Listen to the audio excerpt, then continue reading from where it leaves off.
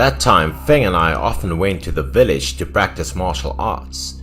But for some reason, every time the madman in the village saw us, he would chase after us with a stick and ask us to play together, so we just knew to run away.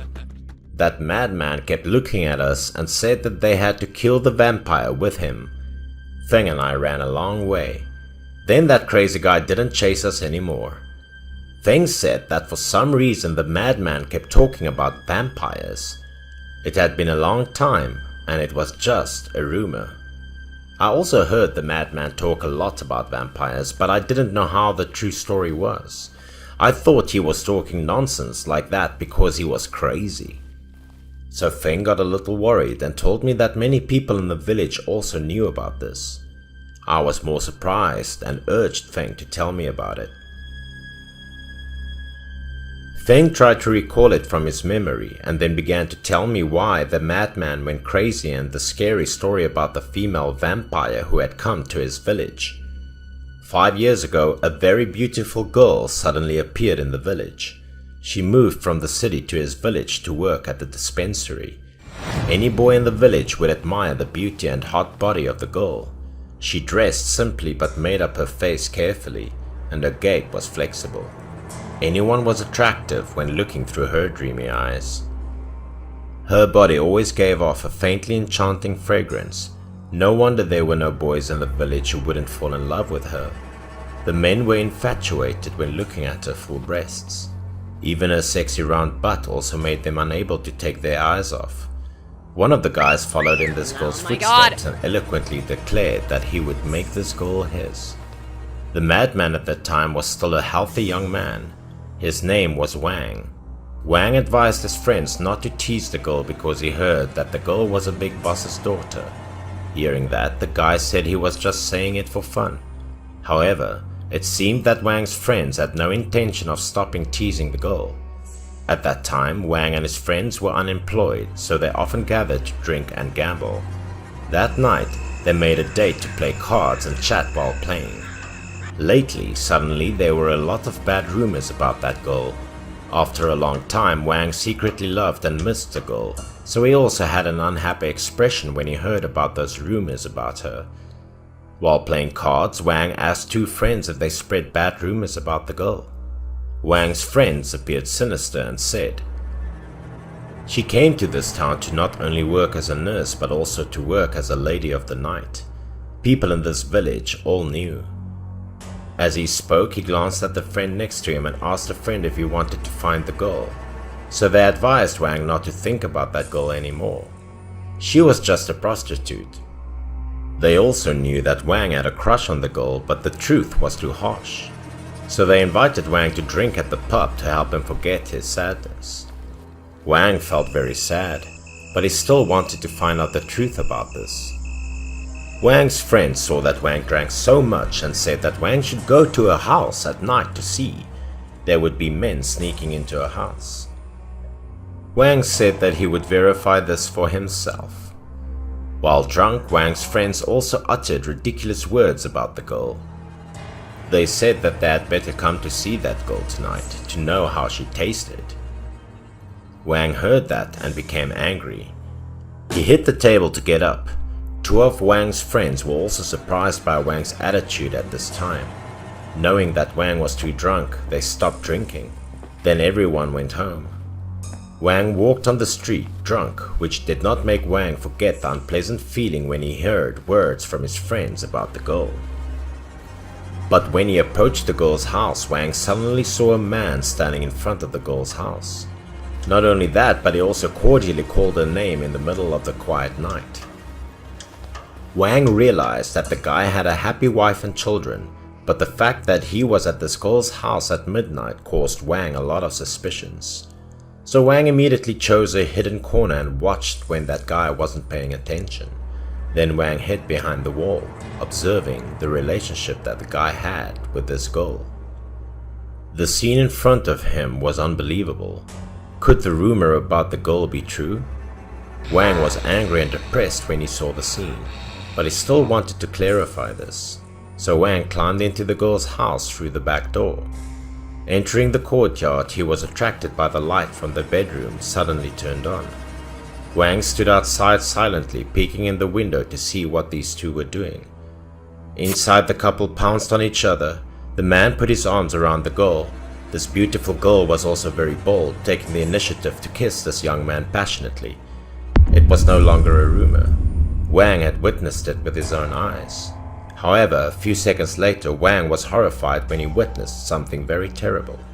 As soon as she hugged the guy, her beautiful face turned into a pale old face.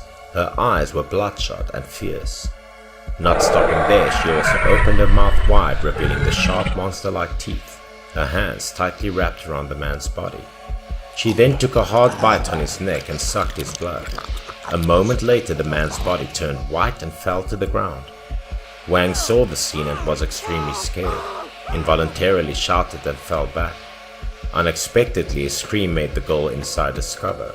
She knew that there was an intruder in the house and had seen all her secrets. The girl heard the noise and went out of the bedroom. Wang was extremely frightened. The scary girl suddenly stopped staring at Wang with bloodshot eyes, bright red blood flowing from her mouth. Wang was so scared now that he didn't know what to do. He just knew how to knock on the door and run out of the house. Wang ran straight home, running while shouting that there was a demon. After returning home, Wang appeared to be shaken, hiding under the blanket and repeatedly saying that there were demons. Wang's parents tried to ask many doctors to examine the disease, but no matter how much they treated him, he still couldn't be cured. Wang only knew how to cover his whole body with a blanket. He burst into tears to say that the girl was a vampire. Anywhere he went and saw the woman, he all said that they were vampires. Since then, people in the village always came across a madman running everywhere and screaming. Feng told me the strange story and added that the woman also disappeared from the village after that day. I was curious to ask Feng if this story was true or not. Feng said he heard from his grandfather that the girl was a vampire who lured men to suck blood. That was why she was always young, beautiful, and immortal. While Feng was walking and telling me the stories, we accidentally saw a beautiful woman passing by. This woman caught Feng's and my attention. It had been a long time since a beautiful woman appeared in the village. I was curious. Why was this girl just like the one described in Feng's story? Her face was beautiful. Her body was also very sexy. However, I thought Feng's story was just a rumor. Not all beautiful girls were vampires.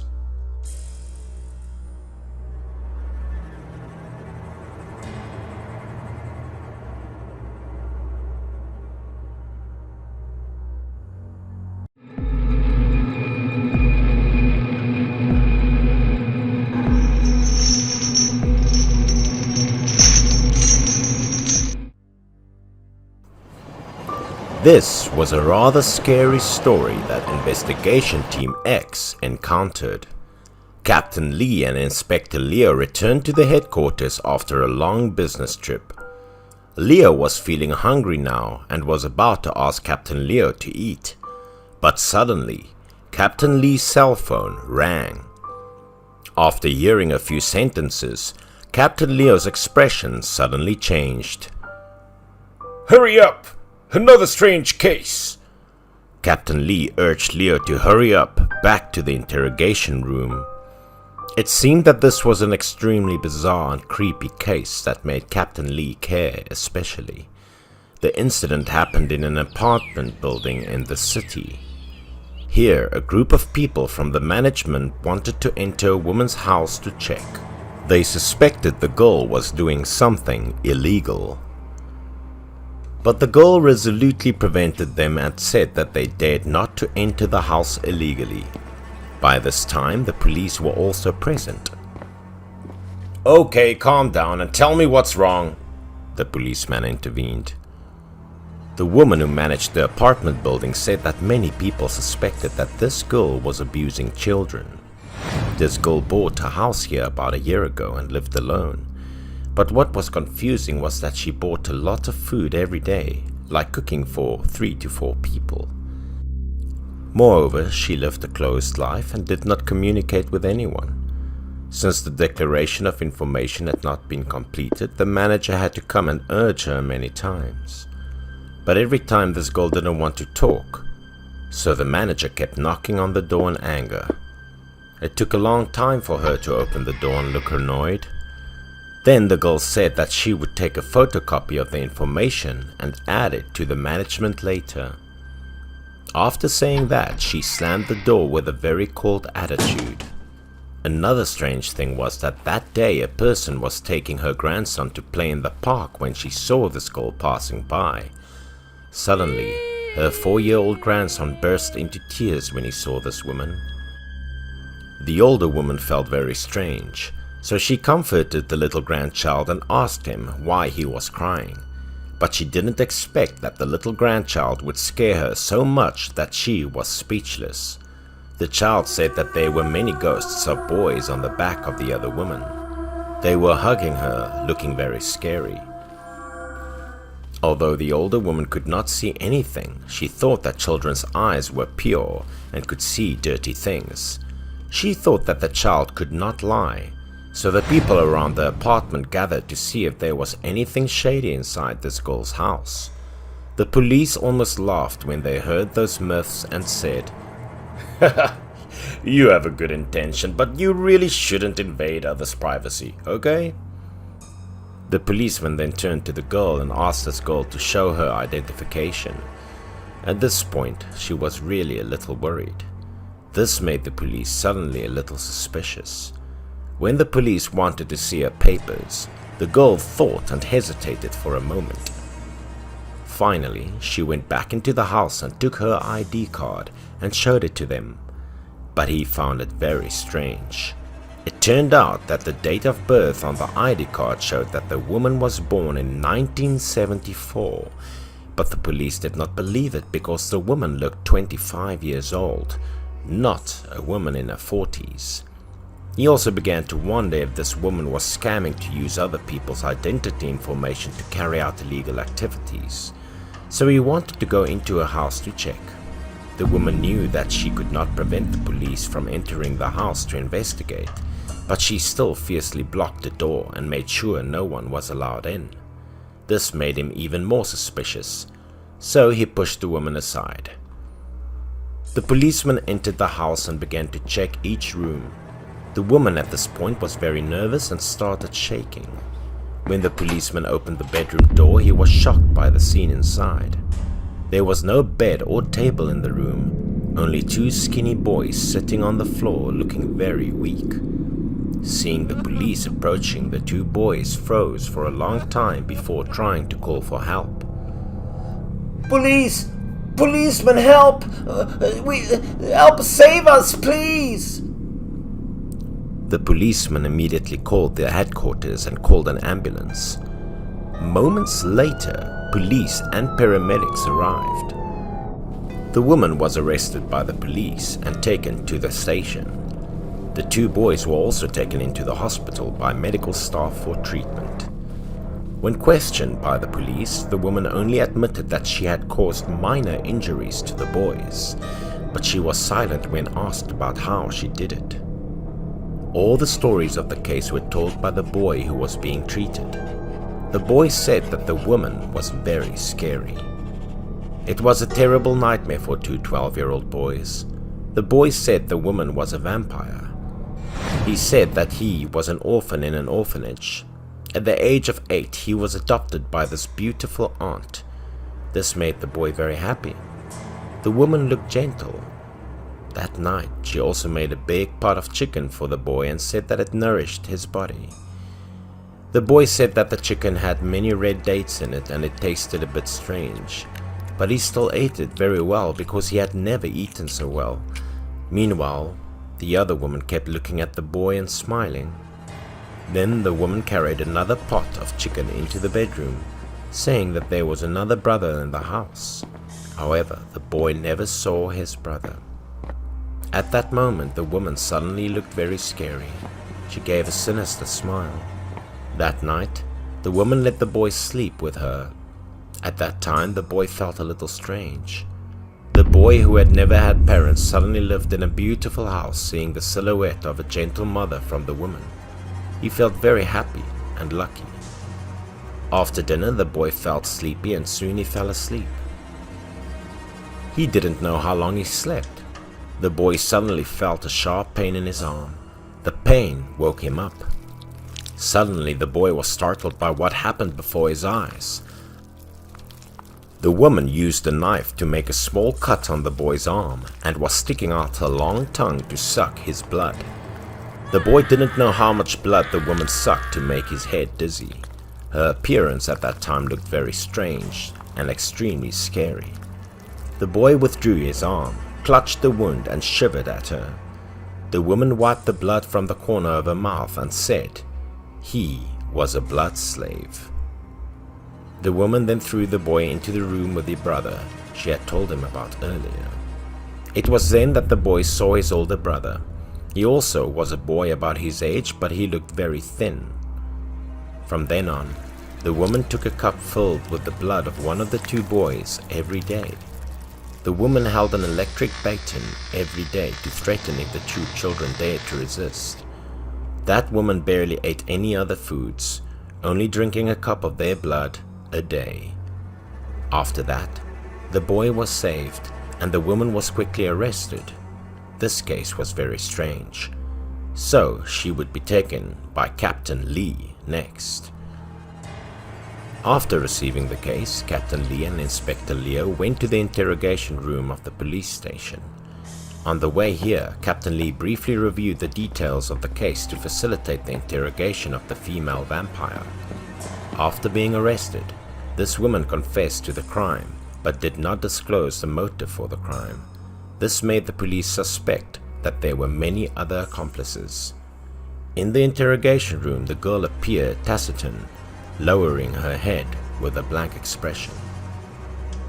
When meeting Captain Lee and Inspector Leo, the girl remained adamantly silent.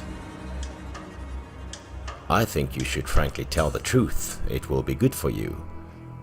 Captain Lee began to interrogate her. She said that she pleaded guilty. In addition to the other two children, she also killed 3 other children, but she still refused to disclose the process and motive of the crime. Captain Lee told her that the police had collected some important evidence. They investigated her records and learned that she worked as a PhD student for a wildlife institute after graduating in 1995. She had worked there for a year and then abruptly quit without explaining why, and she completely disappeared after that. The problem lay in that research institute. Suddenly, Captain Lee mentioned the name of Dr. John. Unexpectedly, the woman was surprised to hear the name Dr. John. At the same time, she used to be arrested for stealing blood bags from the hospital. Captain Lee confidently said that all of the information had been thoroughly investigated by the police and hoped she would cooperate. Hearing this, knowing that she couldn't hide it anymore, the woman began to tell everything.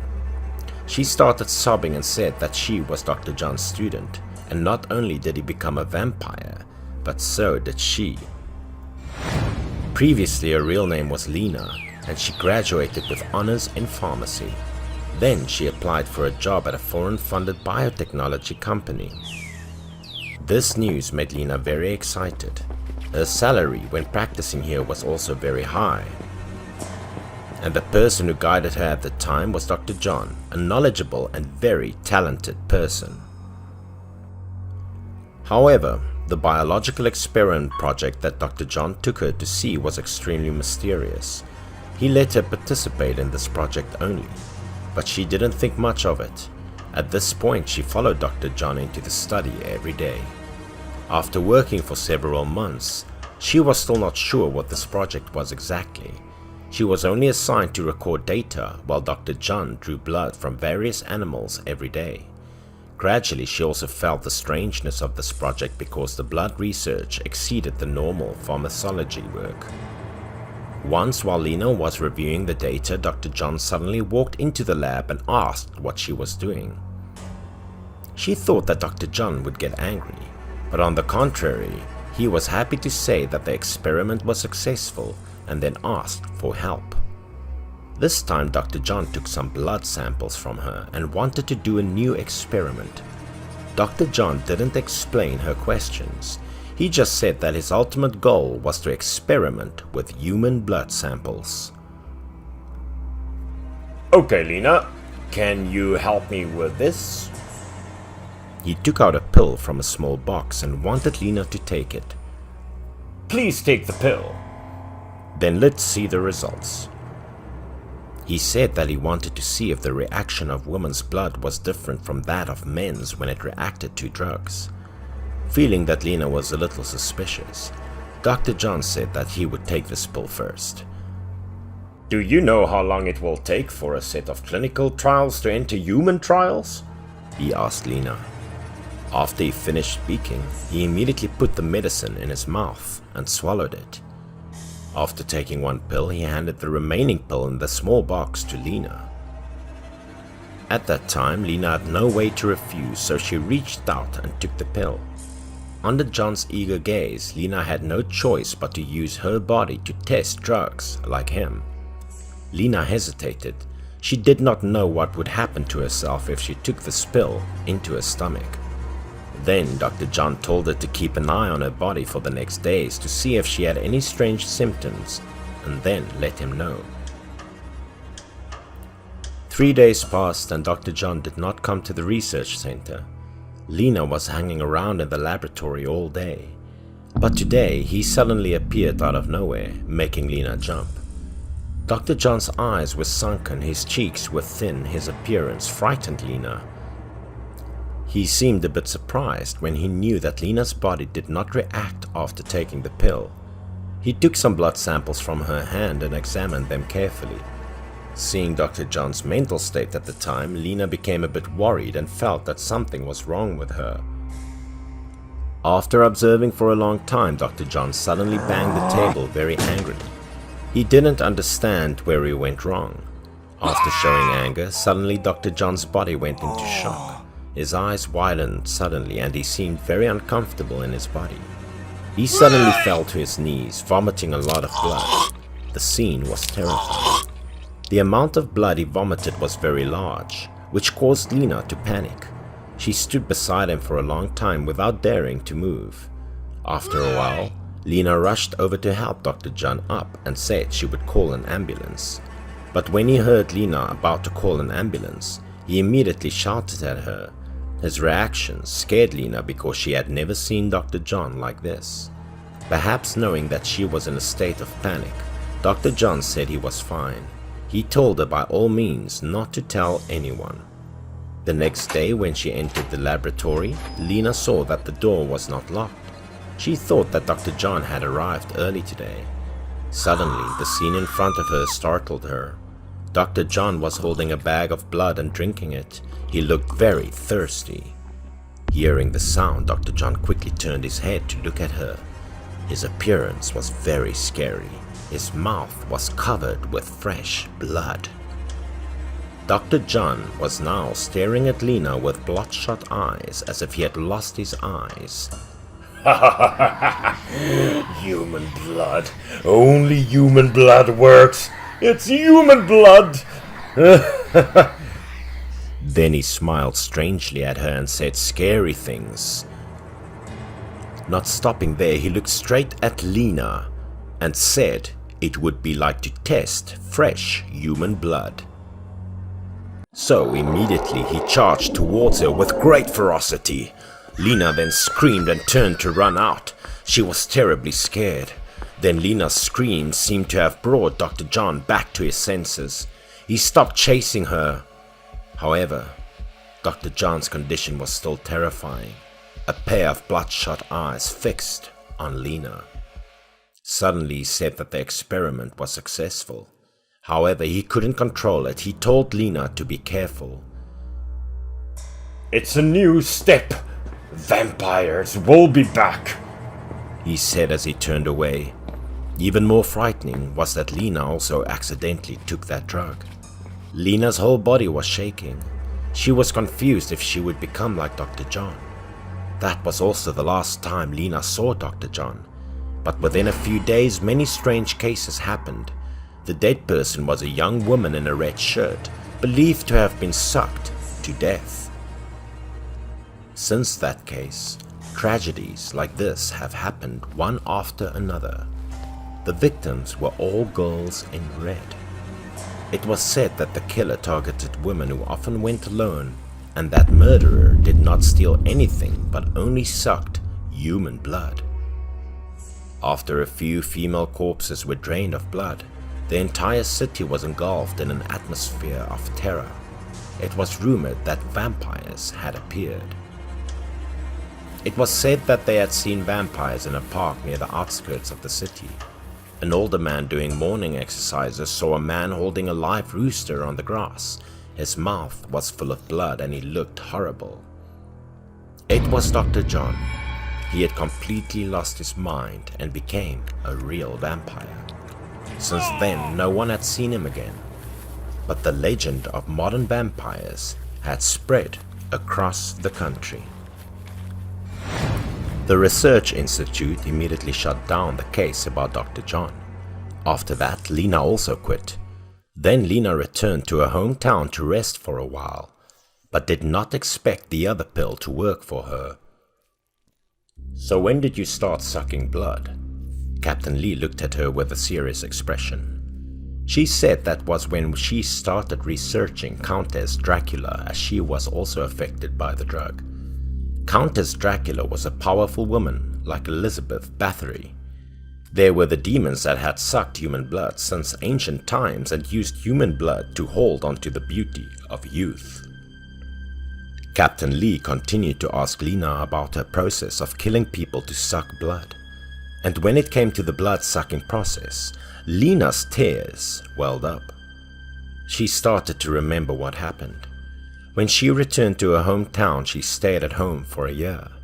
But during this time, her body also began to change. She became very bloodthirsty. Every time she saw blood, her heart burned. She desperately wanted to drink those drops of fresh blood. The bright red blood that looked so beautiful was like the most delicious delicacy in the world at this moment, tempting her. That intense bloodlust tormented her nerves every day, making her struggle a lot to suppress her thirst. It seemed that only the sensation of sucking blood into her mouth could make her feel alive. Unknowingly, she realized that she had become a vampire. Lena woke up with a start to find it was a terrible dream, a dream of being sucked into blood. That horrible dream appeared every night. Lena knew that the drug eventually had a side effect on her body, and she would also become a terrifying evil like Dr. John. That day, Lena tiredly went downstairs to eat with her mother. The strange thing was that since her body had a craving for blood, the food her mother usually cooked was like something difficult to swallow when she put it into her mouth. Every time she ate these normal meals, she felt very nauseous, had difficulty swallowing, and was always in a state of weakness. Finally, one day she couldn't take it anymore. As soon as the food entered her mouth, she felt very disgusted, so she rushed to the toilet. Lena vomited out all the food in her stomach. At that time, her mother thought that Lena might be pregnant, but thinking about it again, she couldn't be because her daughter had been in the house all the time. Lena couldn't tell her family about it, but she couldn't eat food. She knew that she could only rely on herself and could not depend on anyone else. She did her research about her condition. Unexpectedly in history, there was such a person called Elizabeth Bathory, a countess of Hungary in medieval Europe. She was called the Vampire and was an extremely scary character. At this point, Lena realized that Dr. John's so-called EB project was the English abbreviation of Countess Dracula, and the project was a secret study of human blood based on the true events. Dracula. According to the legend, the vampire, Countess would use money and power to kill the handmaidens and peasant girls with the help of evil soldiers. She killed the girls because she was haunted by ancient magic. She believed that the blood of young girls would make her immortal and always young and beautiful. She took the fresh blood of the girl she had just killed as quickly as possible, drinking a large glass of blood every day. She even bathed regularly with the girl's blood, which she believed would make her skin youthful. Indeed, she was known as the first beauty of Europe. She had charmed countless young gentlemen. When she was in her 50s, there were still young knights fighting to snatch her. It was also said that the more than 600 young girls were killed, and all their bones piled up on the ground floor of a bathroom. After the Countess's death, her castle was haunted. So the Hungarian government sealed the castle to prevent people from coming near it. Lena finally understood that Dr. John was based on the events of the vampire countess, and he used the mysterious substance extracted from the blood as medicine to delay aging. But she didn't know why its side effect was turning humans into vampires. She knew she could not escape this misfortune, so she tried to suck the blood of animals in a basement to survive. At first, because her body was very hungry, she felt very satisfied as soon as she sucked the blood of the animals. Those drops of blood were like a kind of elixir. It could make her body satisfied, even shaking with excitement. But once this sense of satisfaction passed, she felt she had truly become a complete demon, and gradually the blood of the little animals could no longer satisfy her. The human blood seemed to constantly give off an aura of seduction, seducing her. Sometimes she couldn't control her body anymore. The feeling of crazed bloodlust from within her body grew stronger and stronger. Many times she approached her mother unconsciously, wanting to bite and drink blood, almost uncontrollably. At this point, she knew that she couldn't stay at home anymore, or she would harm her mother.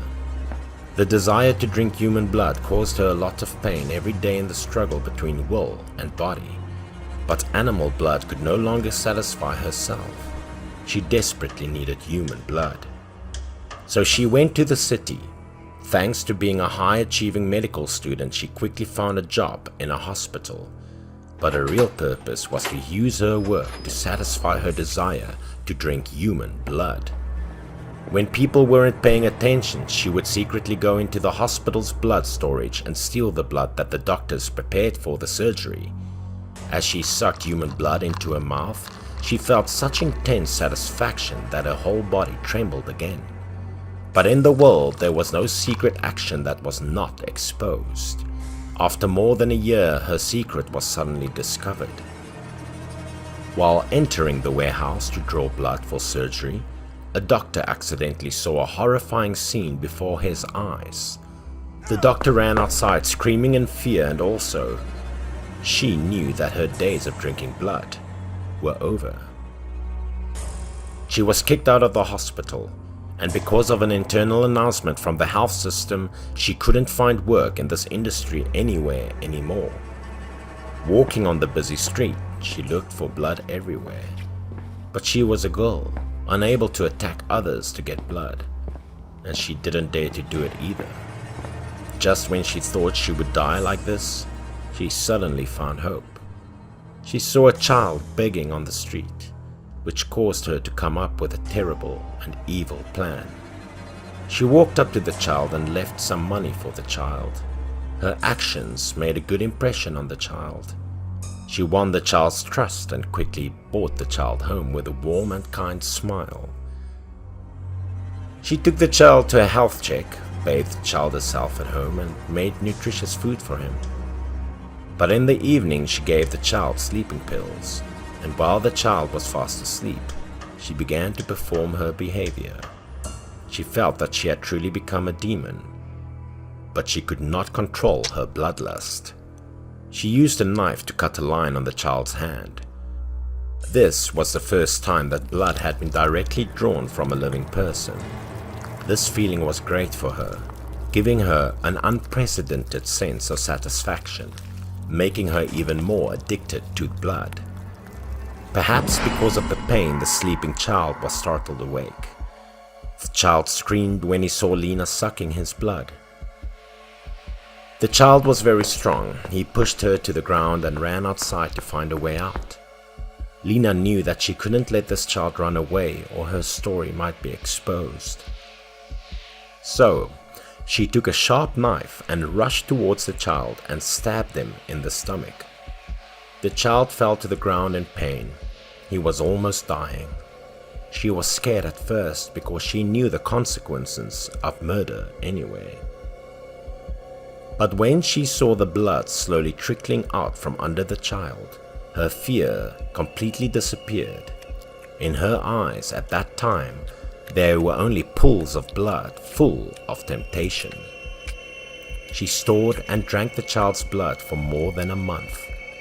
During this time, every day she was very satisfied and excited. Fortunately, the child was a street child with no family, so no one cared about his disappearance. This case was never discovered. From then on, she often went looking for wandering children. She would also go to the orphanage to take the children for adoption, to force them to supply her with blood. So far, 3 boys had died in her hands. She also discovered that the blood of those teenagers could keep her young, so that she still looked like her 20s despite being in her 40s, so she couldn't stop sucking blood. Whatever the reason, you must accept the severe punishment of the law if you commit murder, Captain Lee said. After Modern Vampire Legend in 1995, another female vampire was also captured more than 20 years later. Suspect Lena sucked the blood of 9 children, of which 6 were blood slaves in her custody. The remaining 3 children were killed. Lena was sentenced to death in the first instance trial, executed that year.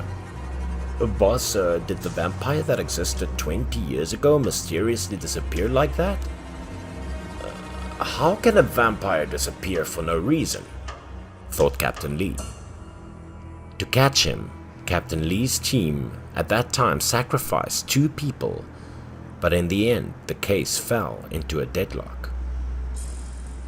Captain Lee said that he would tell Leo about the story when he had a chance, and now both needed to eat a full meal.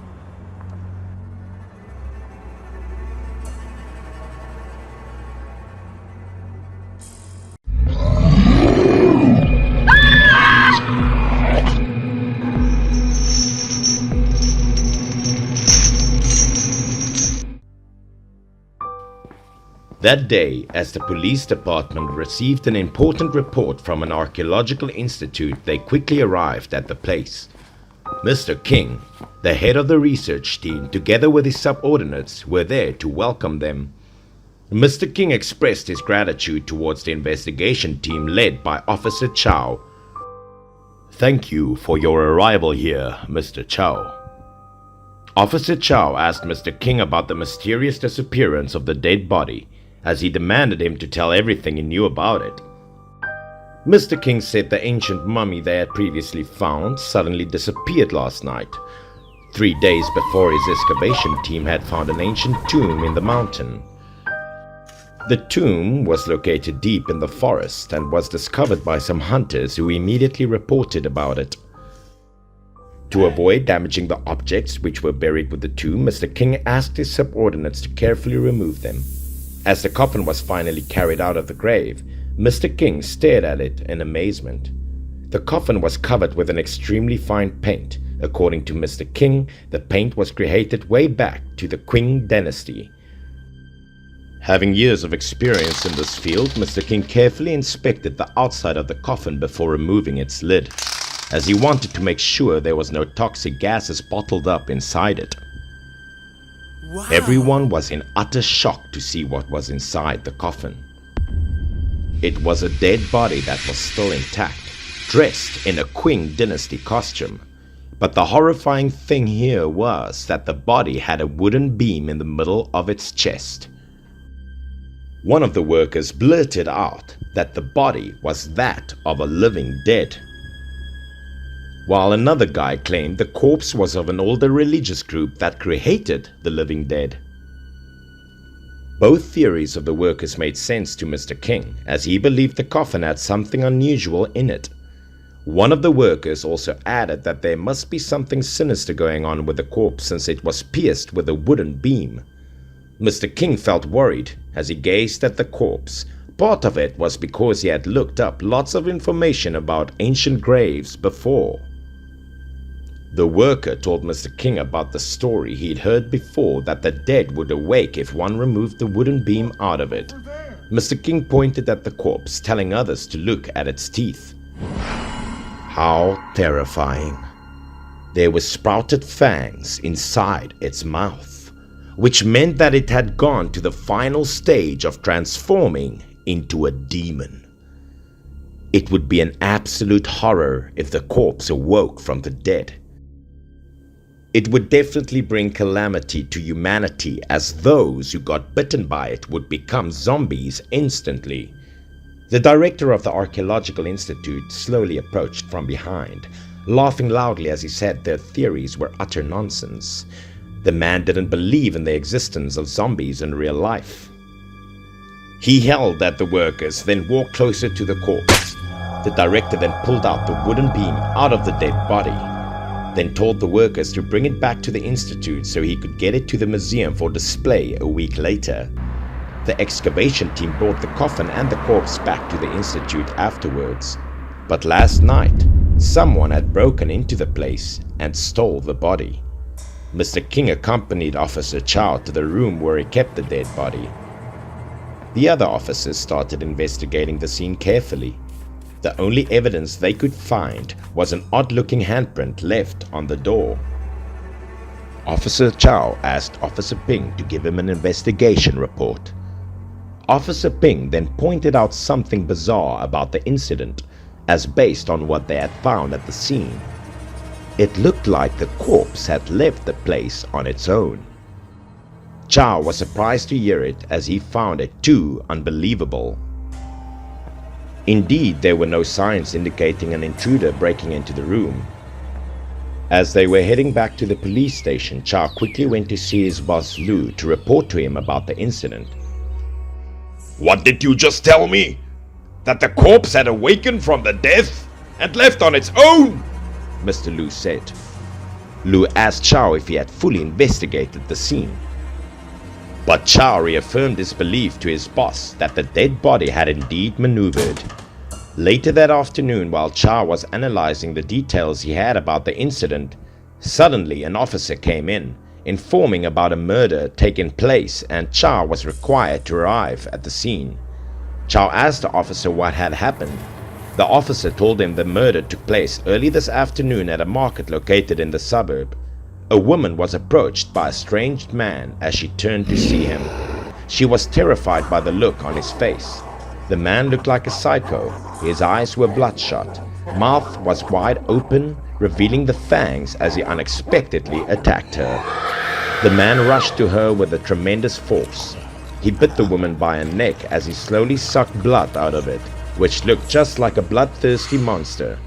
After killing the woman, the man continued to chase after others, causing them to frantically run away. Now, as the police had arrived on the scene, the man was seen completely transformed into a zombie. As the cops fired shots at him, he let out an aggressive growl, then collapsed on the ground. Now everyone could clearly see the sharp fangs bearing out and his red eyes. Officer Chow realized this place was near to the Archaeological Institute, which aroused his suspicions about the mysterious disappearance of the corpse inside the ancient coffin. Chow was in panic to see the scene appearing before his eyes. There were around 5 dead bodies laying on the ground. Chow ordered his subordinates to conduct an extensive investigation into the murder case while performing an autopsy on the dead bodies. The following day at the police station, a tense atmosphere prevailed in the room. Mr. Lu was furious as the situation seemingly got out of control. God damn it! These journalists are a bunch of fools for spreading the news of zombies killing people! The article stirred up rumors that the corpse had killed countless people, which struck terror into the people as no one dared to go outside. Mr. Lu lit a cigarette to calm himself down, then asked about the investigative process. Officer Chow told him that they were waiting for the results of the autopsy. Mr. Liu ordered Chow to go to the forensic laboratory to hurry them up, as this murder case needed to be solved as soon as possible. If the process took any longer, social chaos would be sure to break out. Officer Chow followed his boss's order. He hurriedly went to the laboratory as the results of the autopsy had also come out. Inside the lab, the forensic pathologists were working tirelessly to speed up the investigative process, thus avoiding the situation from getting worse. As soon as Officer Chow asked them about the examination results, one of the doctors said that he would be amazed by what they found. The doctor showed him documents of the autopsy results. Chow expressed sheer amazement as he inspected the files. The pathologist also added they had discovered a fact that all the dead bodies carried rabies virus in their blood cells. But the odd thing was the virus had mutated and become much more complex, hence taking more time for the doctors to examine it thoroughly. One thing about the corpses that terrified them was that they all had bite marks left on their necks, which totally confused them. Officer Chow thanked the doctor, then said farewell to him as he brought the documents back to his superiors. A month later, as the investigation seemingly reached a dead end with no new information to be found, more victims claimed by the mysterious murderer had spread panic in the police station. Mr. Liu expressed his anger as he ordered everyone to put all efforts into solving the murder case.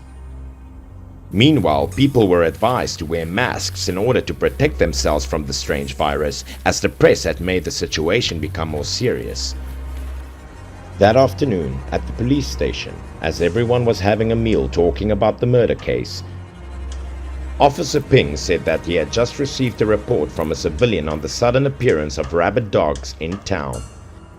Many people were bitten. The situation worsened as the dogs lived in the area with those that had rabies all ended up being infected. Chow underestimated the situation, as dogs carrying rabies wasn't something too abnormal to him. But Ping told him that the serious problem here was lots of people having been bitten by the rabid animals, which came as a surprise to Chow. Normally, dogs with rabies would die after they bit someone, but these ones were different as they still survived while becoming stronger and ferocious. Chow got up, told everyone to move to the area immediately as no delay could be tolerated. Chow and Ping skipped their lunch. They hurriedly set out to the area that was invaded with rabid dogs. The car stopped in a suburban town. There was no one spotted at the scene, which meant that they must have evacuated. Ping felt a bit of insecurity as the place was filled with utter silence. Sensing something dangerous, Chow told his teammates to be careful. No sooner had Chow gotten out of the car than he heard strange noises. Suddenly, out of nowhere, a dog came into his sight. Chow was stunned to see the thing appearing before his eyes. The dog with the bloody mouth and bloodshot eyes was growling aggressively. It was infected. By the look of the dog, Chow could tell that it wasn't carrying normal rabies. In just a blink of an eye, the dog rushed to Chow. Chow reflexively rose his arms to defend himself from the attack. Blood was splashed as the dog bit him. As Ping witnessed Chow struggling with the ferocious dog, he immediately got out of the car to assist his friend. The man pulled out his gun, intending to take down the dog if necessary. Chow quickly hit the dog with a hammer, which made it jump backwards. However, shortly after that, the dog got up. It seemed like the hammer hit didn't do any harm to it.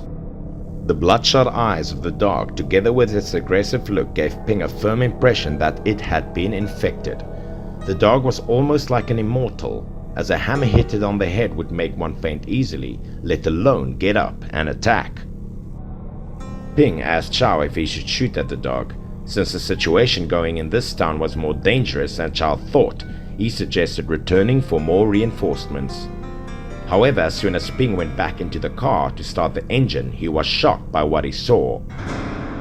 Officer Chow, you need to see this! Ping yelled loudly. Behind them now, many other dogs slowly came out. The officers were surrounded by the scary, aggressive dogs. Now it was impossible for them to return. Chow suggested to climbing on the roof, as it was the best thing they could do under the circumstances. He pointed at a high wall and then told Ping to run towards it as soon as he gave a signal. The two of them ran headlong to the wall. From behind them, the ferocious dogs were growling angrily, chasing after them. Chow and Ping made a high jump for the wall. However, both of them froze as they witnessed a horrific scene behind the wall. There were dead bodies on the ground, while some people were seen standing in a bizarre manner. All of a sudden they turned around, looking creepy as their mouths were covered with blood and their eyes were lifeless. The creepy looking people suddenly rushed towards the two policemen. Chow and Ping was frightened. These people were just as crazy as those rabid dogs. It seemed like the whole town had been infected with the virus. In a moment of carelessness, Ping almost slipped down, but thankfully Chow was able to grab him in time. The officers were temporarily safe as they stood on the high wall. However, it was a serious dilemma for the two as they were surrounded by a pack of aggressive dogs and a group of crazy people who wanted to eat them alive. Walking along the wall, the two managed to get to the roof. Now, as they were standing on a higher spot, they realized the situation had become worse than they thought. There was nowhere else for them to escape. The whole place was filled with infected people. They were moving like dead people, but somehow behaved threateningly. Realizing the extreme danger of the strange virus, as it had caused everyone in town to turn, Officer Chow suggested finding a way to escape and call for reinforcements. Unexpectedly at that moment, the two heard someone calling them. There was a woman and a little girl waving for help. It looked like they hadn't been infected. Chow told Ping to cover him from above as he came down to save the woman and child. Without a bit of hesitation, Chow climbed down and went to save the two. The woman burst into tears as she told the officer that everyone in town had gone crazy. She and her daughter had been trapped here for 2 days. Then Chow helped the woman and her daughter climb onto the roof. The situation became extremely dangerous as noises of doors banging were growing louder. It seemed like the aggressive monsters were about to get inside. The door bar seemingly couldn't hold any longer as the monsters kept screaming and banging, which attracted more of them to the place. Officer Chow hurriedly pushed the woman upwards to the roof. All of a sudden, Ping yelled loudly. He told Chow to climb up quickly as the monsters were about to enter. Chow gazed at the door. He instantly got frightened as the door bar was about to break. In just a moment, the door was bursting open as the infected rushed towards Chow. The monsters were fast and agile. They also had long canines, which made them look extremely ferocious. Realizing it was too late to keep climbing, Chow felt a surge of panic. The group of crazy people frantically attacked him. Chow instantly knocked down a guy from behind with his elbow. As he was surrounded by these ferocious madmen, he kept throwing punches at them. However, these people no longer felt pain as they stood up immediately and continued to attack Chow. Chow needed to get out of his mess quickly. As the right moment had come, he quickly jumped onto the wall. He tried his best to climb while the crazy people were underneath him, aggressively rushing towards him. One of them grabbed Chow's leg.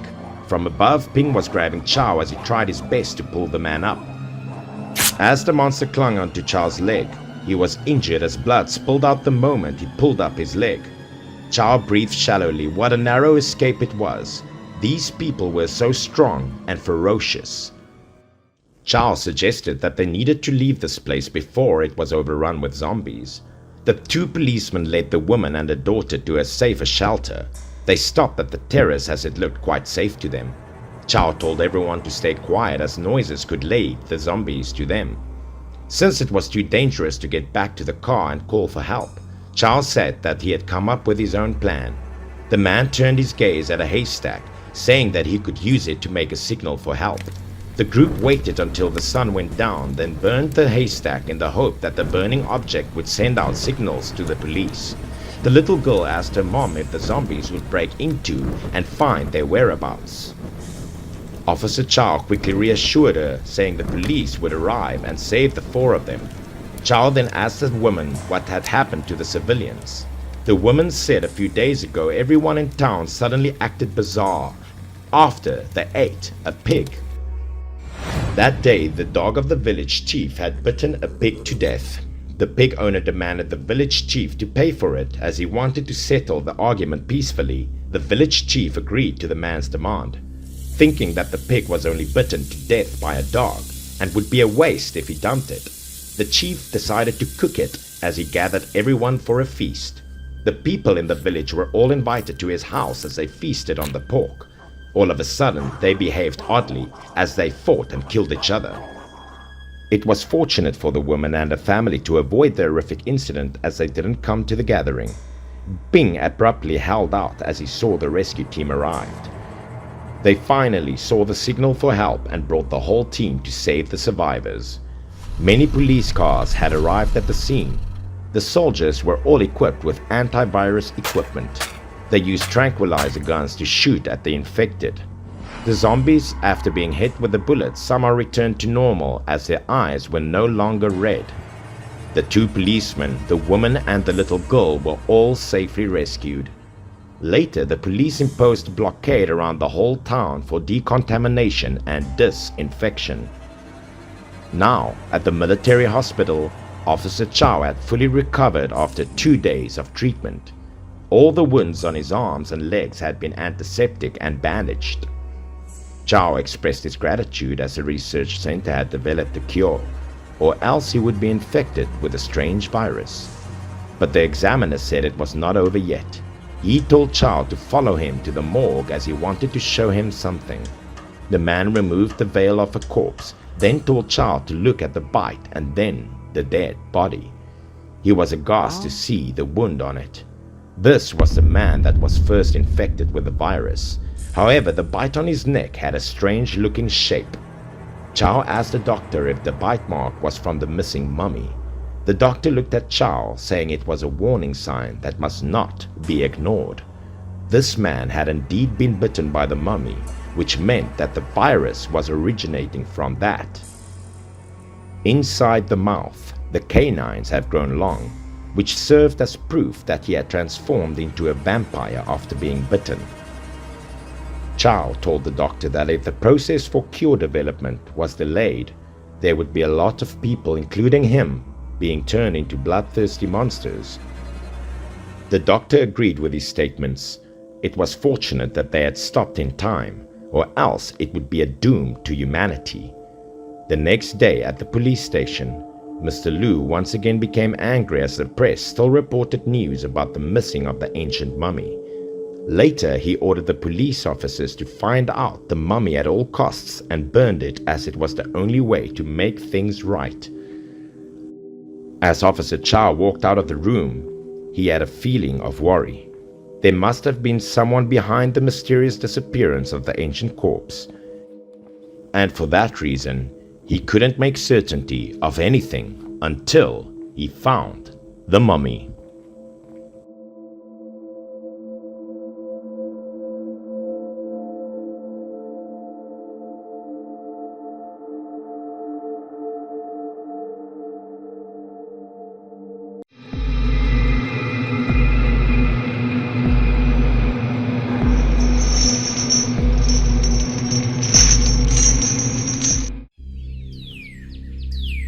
This morning at the branch office was very busy. There were many large and small cases, but they were mostly resolved.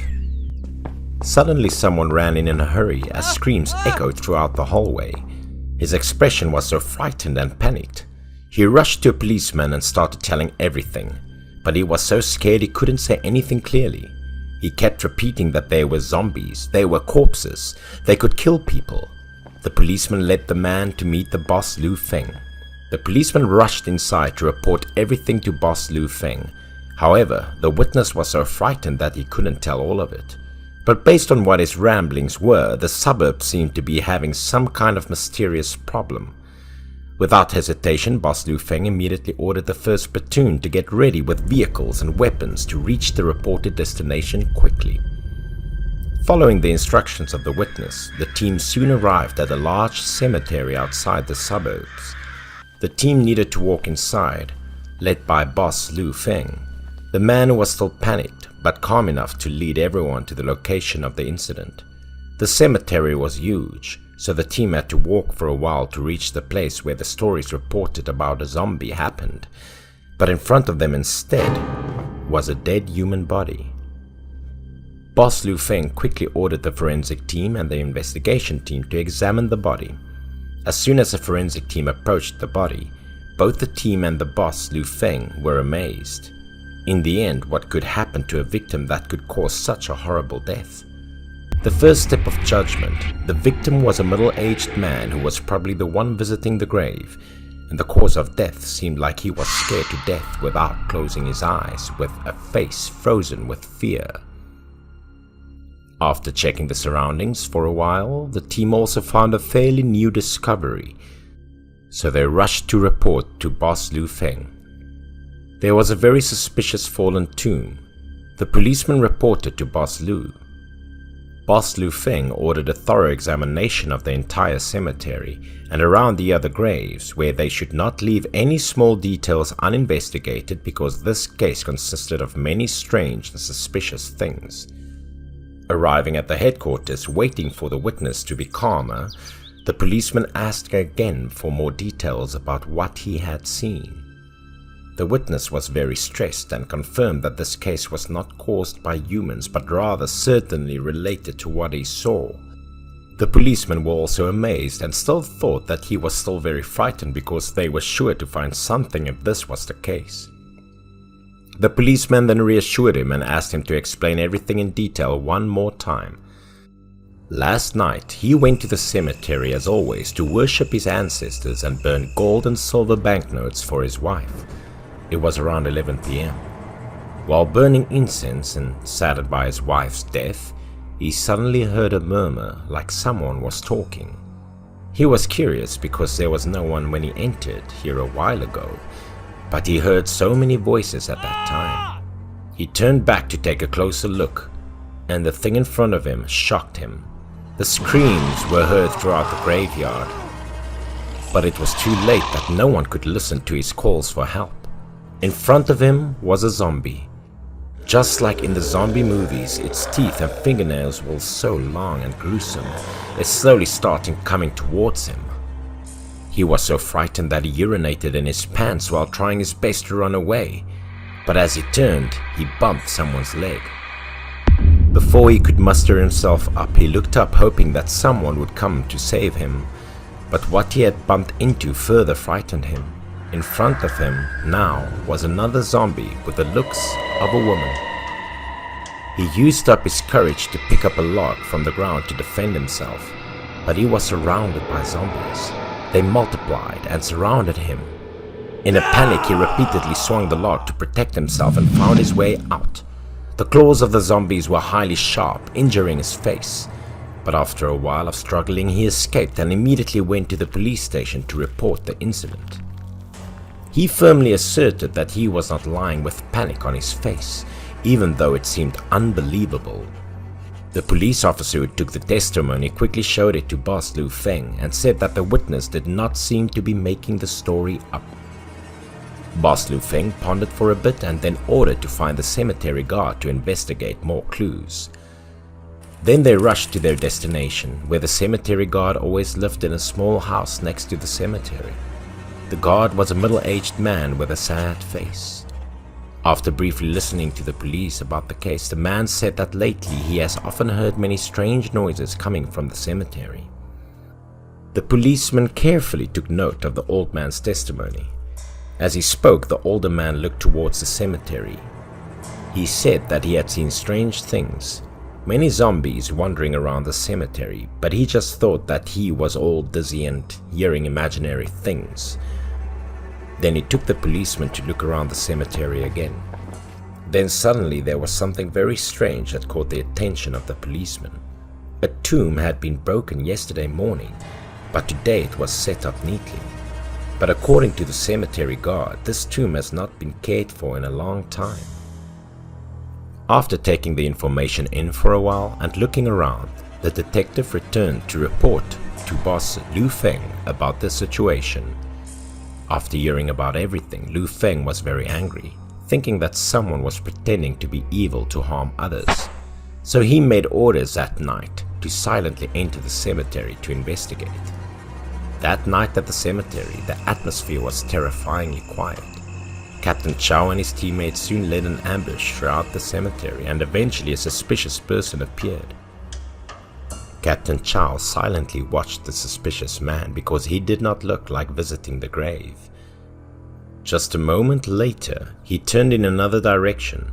Captain Chow hurriedly chased after him. He could not see anything except for a grave in front of his eyes. Right now he suddenly heard horrible voices and howls. He glanced back to see what was going on. Behind him was a large group of zombies. They were pale and had long claws slashing out while slowly approaching him. On reflex, Captain Chow took out his gun and shot at an oncoming zombie. By this time his teammates came to assist him right on time, and everyone also found out that shooting at them didn't really work. Captain Chow was unconvinced if they were real zombies because there's no such nonsense that exists in the world. After a long struggle, they still showed no sign of stopping but only continued to attack, getting closer and closer. Immediately, Captain Chow ordered to capture all of them. He did not believe that in this world there were things such as zombies. After capturing and cuffing them, Captain Chow discovered something behind the other tomb. There seemed to be some kind of strange movement coming from there.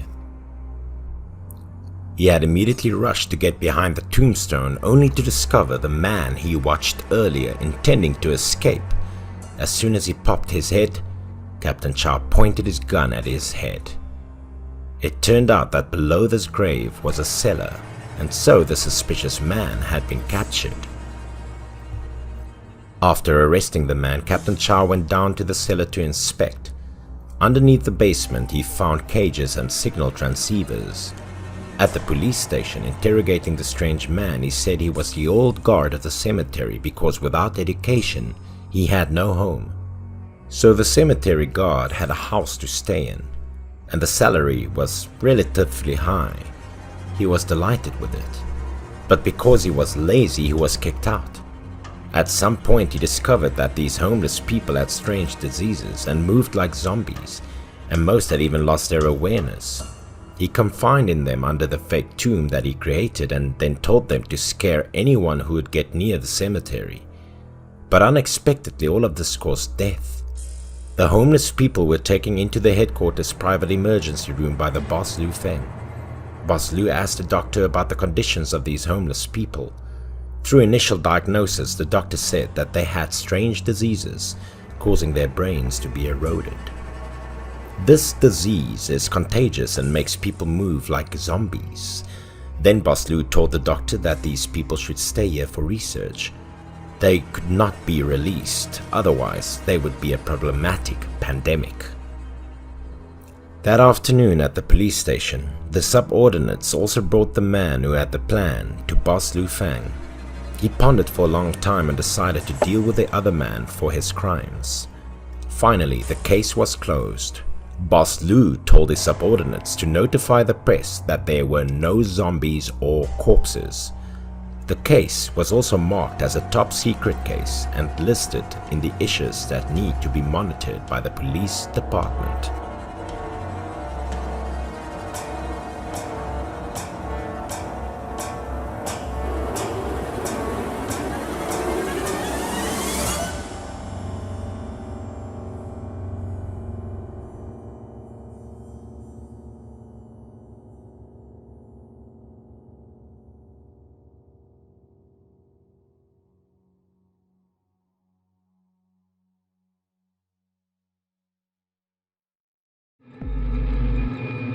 Experimented Spider-Man.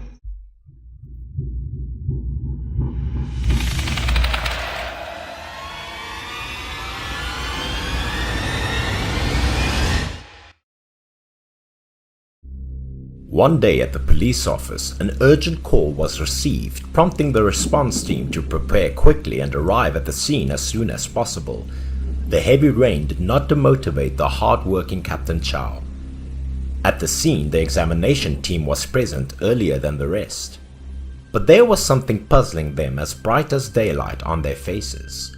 The chief of the autopsy team named Shen reported to Captain Chow that this was an extremely bizarre case. The wound on the victim and even around the scene showed that ordinary humans did not cause it.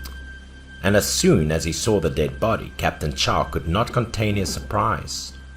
The victim died in a highly gruesome way, and the expression left on the face of the deceased seemed to be intensely frightened. There were countless fatal wounds on the victim's body, and all of them looked horrific.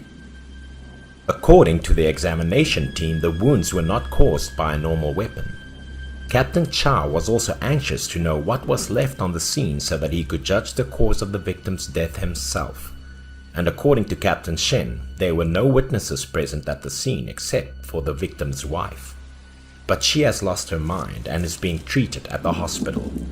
According to the remains at the scene, it seemed that the killer jumped out from an alley to attack the victim. Now, they can only wait for the testimony from the victim's wife. Captain Chow decided to go to the hospital to see how the victim's wife was doing. After arriving, the doctor at the hospital informed Captain Chow that the victim's condition was critical. But before reaching the hospital room, both of them heard the insanely terrified screams of the victim's wife. According to the doctor, the patient kept saying strange things that didn't make any sense. Even though they gave the woman a sedative, every time she woke up she couldn't help but lose control and become manic. She kept screaming and kept talking about a monster that killed her husband. But apparently, according to the traces left at the scene, there were human footprints and skid marks that led them to believe that a scuffle of some kind unfolded. The captain came over to question her in hopes of finding some clarity on the matter. As soon as she saw the police, she hastily got off the bed and ran over to embrace and hold onto Captain Chow.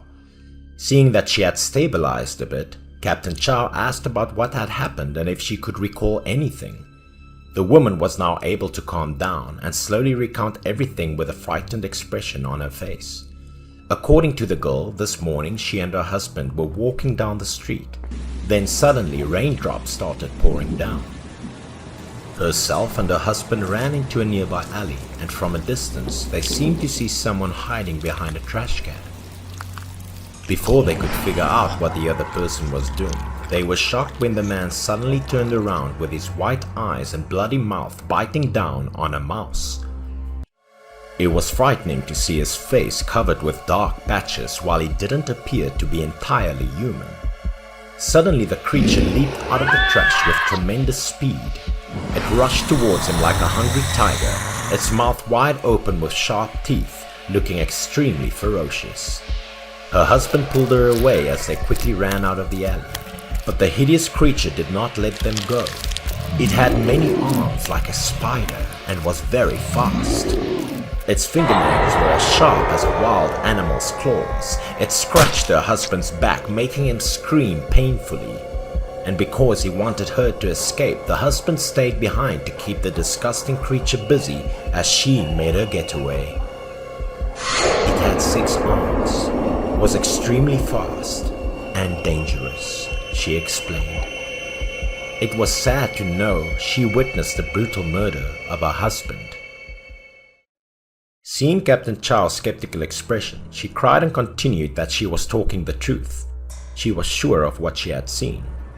At that time, Captain Chow had thoughts in his mind. He asked the doctors to care for her and comfort her.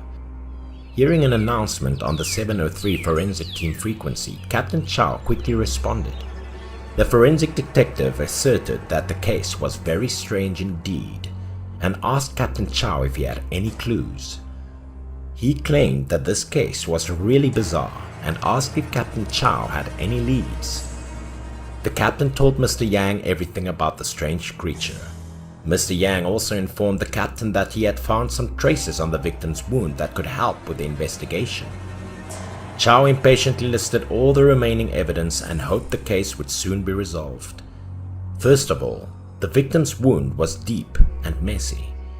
It seemed unlike an attack by a human, more like a wild animal grabbing prey. After analyzing the wound for a while, Mr. Yang showed Captain Chow a piece of critical evidence. It was a fingernail stuck to the wound. These wounds had cuts on the skin made by fingernails, which seemed to have come from human hands. The case was becoming more complicated by the minute. As he was saying goodbye to Mr. Yang, Captain Chow immediately returned to the general department. It was getting dark when he went to the head office to urgently consult Boss Lu. He reported everything to his superior, from what was found on the victim's body including the wife's testimony. Mr. Lu Feng realized that this case could not be ignored. All details showed that this creature, whatever it was extremely dangerous, so they had to hurry up and solve the issue fast. After the conversation, Captain Chow walked out of the room when some subordinates rushed over. They informed the captain that they caught a suspicious man around the area of the crime scene who also had a criminal record of multiple robberies. Based on the testimony, the things he saw were very similar to what the wife was talking about. The subordinate impatiently wanted the convict to tell Captain Chow everything he saw. As long as he made a sincere declaration, his charges would be alleviated. But he seemed to be afraid of something, so his reply came out crooked. Captain Chow was not patient enough, so he raised his voice to intimidate him. Finally, he gradually recounted everything he witnessed at the time of the murder. That same time, he planned to enter an abandoned military area to steal equipment. As he climbed over the barbed wire wall, he landed safely, thanks to his experience of stealing. Nothing was really difficult for him.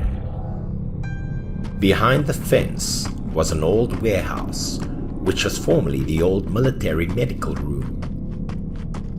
There definitely was a lot of useful equipment inside, but the door was tightly sealed. The lock looked sturdy and solid, not to mention complicated. With practical experience, he found a way to unlock it. His years of experience paid off, and his unlocking kit was always carried with him. In but a moment, the lock was open. He slowly opened the door and surveyed the inside. A stench annoyed him. The room was empty, and in the distance was a curtain. It seemed to have something behind it. As he approached, the stench got worse. Dragging the curtain aside, there were many hospital beds and medical equipment. He looked around and found a very bizarre surgical sketch on the wall that portrayed a human, but with 6 limbs, like an insect. After seeing the sketch, he panicked when he saw that there appeared to be a person lying down on a bed nearby, covered by a blanket. The blanket seemed to be trembling slightly. Despite the terrible stench, he intended to uncover it to see what was lying below. With all his courage, he placed his hand on the blanket. He pulled the blanket away vigorously. His face turned pale and stressed after seeing what was underneath the blanket. A man with 4 arms. The surgery looked fresh, and the bleeding was causing all the stench. He was so scared he passed out. With trembling legs, unable to stand up, he crawled on the floor. While frightened and crawling little by little to get out of the room, he bravely decided to get up and run. As he was trying to make his escape, he ran into a man who had appeared behind him all of a sudden. The man looked at him with a fierce face as if he knew exactly what had occurred. Without much talk, he held up a small knife, his face full of murderous intent. And he did not hesitate, rushing to stab the thief. The thief frantically reached out to try to block the knife. This left his hand with a deep cut and bloodstains all over his arms. He desperately pushed the other man away and rushed out. Luckily, he was able to climb over the fence and escape. He panicked and ran for his life. The terrifying man didn't seem to have the intention of chasing after him. He stood from afar and watched him, his cruel face still holding the knife. He told all of this with an expression of great panic, since he was just a thief after all, and not a violent man. After being able to drag himself home, he was still in shock over what he had just witnessed. In his room, he bandaged his wounds from the knife cut. What he had just witnessed this early in the morning made him unable to rest. He was scared, so he kept the knife by his hand to feel more secure. Suddenly, the terrifying man appeared and raised a knife above him. Even though it was a small surgical knife, it was extremely sharp. He was stabbed with blood gushing out like a stream of water that he could not hold back. Shaking awake, he screamed while sweat poured down his face. Touching his body, he realized it was all just a dream. He was haunted by the terrifying man. Now sitting upright for too long, he caught a glimpse of something outside the window. Outside, something that looked like a giant spider appeared, clinging to a window. He trembled with his knife in his hand and stood hiding by the side of the wall. Regaining his composure, he reached out to lift the curtain in order to get a better view of what was going on outside. Days later, no matter where he went, he imagined the other man watching him. So when he heard that there was a strange murder and the culprit was a disgusting creature, he went to the scene to investigate the situation. With his testimony, Captain Chow decided to go there for an inspection. He hurriedly left the room. With a few more comrades, he went to the abandoned military zone that the thief had told them about. The teammate announced that the door was firmly locked. Captain Chow looked around, then decided to climb over the fence to get inside. The two could quickly and safely come right where the thief had told them about. With their guns firmly in hand, the two entered the house and also saw the curtains that the thief reported. Captain Chow and his teammates were very careful with what's behind the curtain. After a moment of investigation, the two charged straight in. Captain Chow provided support for his comrades, and on the bed was still something lying and covered by a blanket. The teammate reached out and tugged on the blanket to examine the contents. Then an extremely fast knife passed across his neck, making him unable to turn his head. The non-stop blood flow made him tremble. Under the blanket was the man the thief told them about. He had apparently been hiding there for a while. Captain Chow just turned around to shoot at the guy, but he quickly launched a scalpel at the captain. Thanks to his luck and quick reflexes, Captain Chow was able to dodge easily. The captain rushed to catch the man, but he was incredibly agile. They writhed on the floor. Captain Chow could not avoid being injured. Taking that opportunity, the man ran to the door. Watching his teammate collapsing on the ground, Captain Chow was extremely angry. He rushed to the door to chase after the man. Meanwhile, the man was trying to climb over the fence. The captain held up his gun with real combat experience. A shot was fired. As gunfire rang out, the man could not escape and fell from the wall. After that, Captain Chow helped his injured teammate to the emergency room. The teammate was taken to the hospital in time, so his life was saved. The captain reported everything to his superiors. Boss Lu also investigated the man's identity. He was a doctor in the old army, always dreaming of creating a cold-blooded warrior. Captain Chow was extremely angry because of the man's inhumanity. He captured living people to research and deliberately created a monster.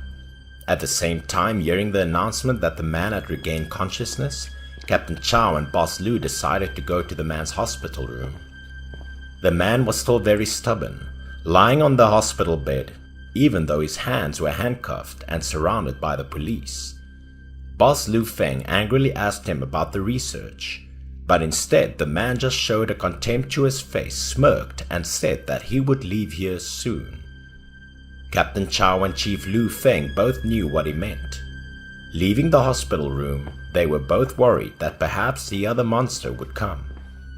Boss Lu Feng told Captain Chow not to let him have a chance to escape. Captain Chow was also very determined. He said he would be the one to watch out for the man. They also knew that the monster would be coming soon, and they didn't know how terrible the guy was in the end, but they had to be extra careful anyway. That night, Captain Chow sent strict guards to stand outside the room, and Captain Chow was also there to observe the situation. Seeing that his subordinate teammate was tired, the captain did not hesitate to replace him to guard the hospital room door. The teammate announced that he would wash his face to stay awake and then return to his position. Having said that, he walked towards the toilet area, but as soon as he disappeared at the end of the hall, there was a sudden noise. After that, his body was knocked away by something powerful. From a distance, a man in a black robe with a tall build approached. With sharp teeth and white eyes, it looked like a monster, not an ordinary person. Captain Chow quickly ordered everyone to get in position and pull out guns to defend themselves. Immediately, Captain Chow and his teammates surrounded the monster, but in an instant from within his black cloak, many arms were exposed at lightning speed and forcefully attacked the policeman.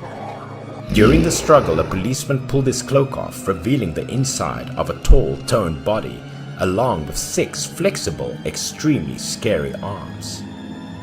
Captain Chow proved extremely confused. This guy was a monster, not a human anymore. The monster burst out like a wild beast, fast and robust, and no one could stop him. Captain Chow held the gun towards it, firing repeatedly, but it almost only scratched the outside. Captain Chow was stunned. It was too fast and could dodge his bullets. Suddenly, it hung from the ceiling fast, looking like a spider. Then it plunged from the ceiling downwards towards Chow at lightning speed. Captain Chow held up his gun and repeatedly fired at it, but it only injured its skin at this distance. Upon landing, it also injured Chow's arm. Right after, it rushed into the room where the monstrous man was locked. Despite the painful smearing wound, Chow was determined to chase after it. But at that time, the monster had freed the sick doctor. It carried the man in his hand and prepared to jump out of the window to escape. That monstrous doctor turned to look at Chow, still showing a smile of contempt and pride. Then the monster jumped out of the hospital room window with the doctor in its arms, even though they were on the 5th floor. Captain Chow chased after them but couldn't keep up. He aimed his gun straight at the 2 criminals. At this point, the monster had already launched straight ahead and clung to the building next to it. Captain Chow fired multiple shots repeatedly to stop them. However, all the bullets only hit the hand and body of the creature, which was unfortunately not enough to defeat it. Suddenly, the gun ran out of ammo in the most critical moment. Captain Chow was worried because the criminals were right in front of him. They would escape if the captain didn't take any further action. While the oil was boiling, a gunshot was heard from behind Captain Chow. The bullet flew straight at the head of the hideous monster. The fatal shot made the monster and the man fall from above together. Captain Chow turned to look back. It turned out that Chief Lu Feng arrived in time. As expected, the older spicy ginger, the boss Lu, who was a fine marksman. The sound of the 2 perpetrators falling from above attracted many onlookers. When they looked closely at the monster created by the doctor, both Chow and boss Lu Feng felt unnerved. 2 corpses fell from above, so a lot of blood was spilled on the ground, and boss Lu ordered that the scene be handled quickly to avoid people's curiosity. The next day at the police station, Captain Chow reported the entire incident of the case. Captain Chow and boss Lu were still in shock. After all, this was a crazy monstrous case and crazy research project. Captain Chow offered to destroy the creature's corpse, along with the research reports of the monstrous doctor. Boss Lu Feng also agreed with this suggestion because this research was too barbaric. It was impossible for another madman to find it and do it again. In the end, Boss Lu Feng decided to put a red seal on it to finally close the case. This was a monstrous case that would probably haunt the investigation team for a long time.